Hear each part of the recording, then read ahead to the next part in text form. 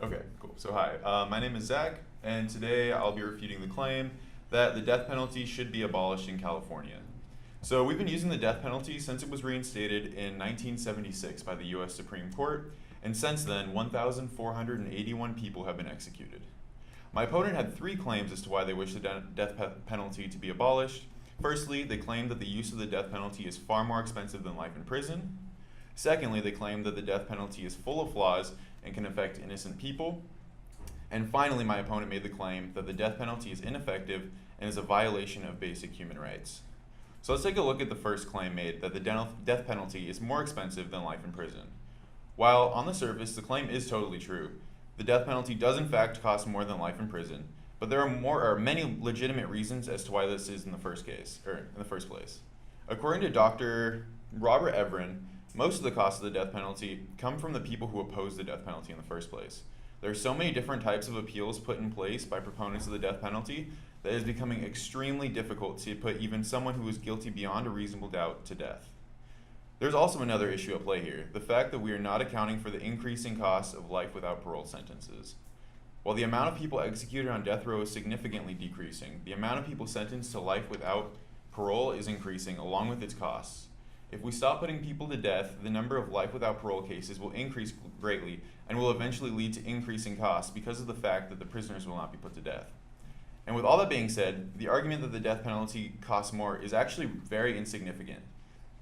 According to deathpenaltyinfo.com, it costs an average of $70,000 more per year for a death row inmate than a life without parole inmate.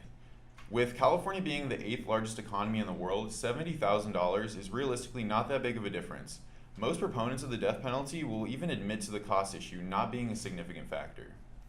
The second argument my opponent made for the death penalty being abolished is that the death penalty is full of flaws and can affect innocent people. While this is probably the best claim made, there are still some problems with it. Firstly, my opponent only used one case as an example, and the man on that case is still alive today, currently undergoing appeals. This man, Kevin Cooper, claims that he was wrongfully accused of the murder of 4 people in Chino Hills. He was convicted and is now serving life on death row. There are some people, including former Bar Association President Paulette Brown, who believe that it is possible that he did not commit the heinous crimes, and they are still fighting to find the truth. If he is in fact found innocent, then it is proof that the appeal system seems to be working. This is the only case provided as an example, and it is still ongoing. It's not proof enough that the system is flawed. The reason there are more expenses for death row inmates is exactly for this reason. We're giving them every chance to prove innocence before we sentence them to the most extreme punishment allowed. In other cases, though, according to Pima Levy of Newsweek, approximately 1.6% of all death row inmates were exonerated. And while this may sound like a problem, if anything, it's more proof that the justice system is doing its job. These inmates have lots of chances to appeal at both the state and federal level. The third and final argument that I'm refuting is that the death penalty is ineffective and a violation of basic human rights. There are two main problems with this claim. Firstly, this is a claim of value, not a claim of fact. And secondly, the death penalty has been proven to be effective in a few different ways. The death penalty is not a violation of human rights, it's justice.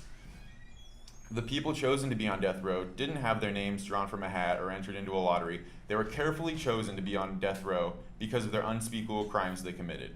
We're not putting small-time criminals on death row, we're putting the absolute worst of the worst on death row. The justice system determines the severity and the punishment based on the severity of the crime committed. You're never going to see a small-time drug dealer on death row, for example. You're going to find serial killers, you're going to find rapists, and you're going to find people like airplane hijackers and other despicable criminals who are serving. And on the claim that the death penalty is ineffective, a doctor, Paul Rubin, professor of economics at Emory University, stated, "Recent research on the relationship between capital punishment and homicide has created a consensus among most economists who have studied the issue that capital punishment deters murder. Early studies reach conflicting results. However, recent studies have exploited better data and more sophisticated statistical techniques. The modern referred studies have consistently shown that capital punishment has a strong deterrent effect, with each execution deterring between 3 and 18 murders."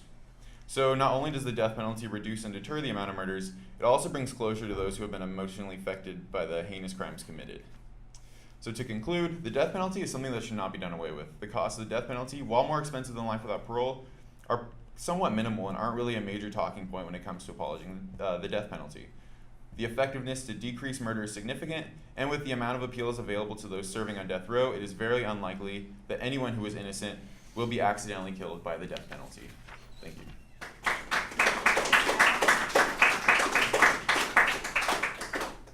Thank you. Toby, you're up next. I think it's just blinking still. Does that mean it's so still? press the square button inside the square button. Okay, got it.